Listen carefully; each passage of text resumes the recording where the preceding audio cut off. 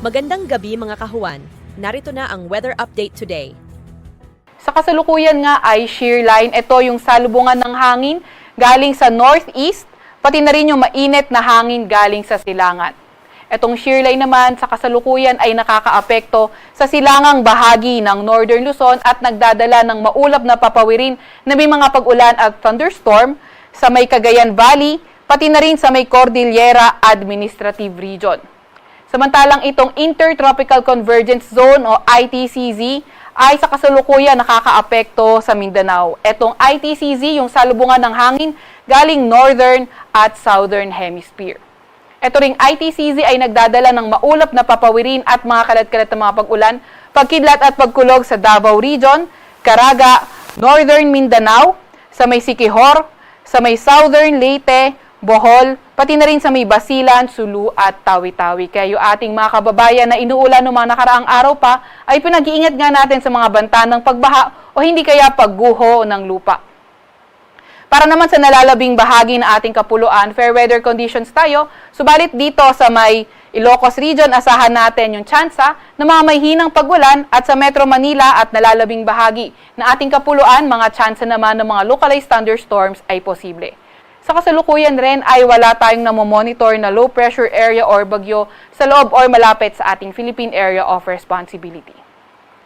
Para naman sa lagay ng ating panahon bukas, asahan pa nga rin natin yung shear line na makakaapekto sa may Cagayan Valley, pati na rin sa may Cordillera Administrative Region, pati na rin sa may Aurora. Sa nalalabing bahagi naman ng Northern Luzon, particularly sa may Ilocos Region, asahan naman natin fair weather conditions na may mga tsansa ng mga may hinang pag-ulan.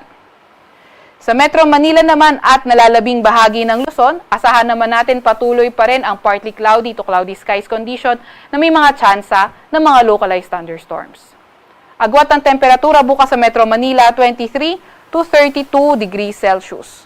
16 to 23 degrees Celsius sa may Baguio, 21 to 30 degrees Celsius naman sa may Tagaytay.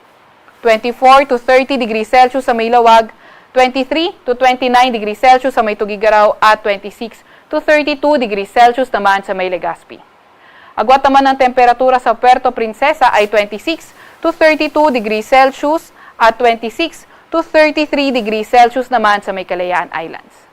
Para naman sa lagay ng panahon bukas sa may Visayas at Mindanao, inaasahan nga natin itong Intertropical Convergence Zone o ITCZ patuloy pa rin na magdadala ng maulap na papawirin at mga kalat-kalat na pag-ulan, pagkidlat pagkulog sa may Eastern Visayas, Caraga, pati na rin sa may Davao Region. Sa nalalabing bahagi naman ng Visayas, pati nalalabing bahagi ng Mindanao, mga tsansa ng mga localized thunderstorms naman yung ating kailangang pagkaingatan. Agwat ang temperatura bukas sa Metro Cebu ay 26 to 31 degrees Celsius at 24 to 34 degrees Celsius naman sa may Zamboanga.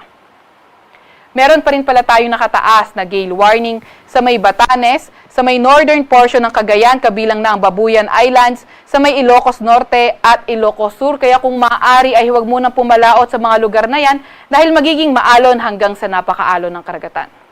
Sa Kalakhang, Maynila, ang araw ay lulubog ng 5:24 ng hapon at sisikat bukas ng 6:03 ng umaga.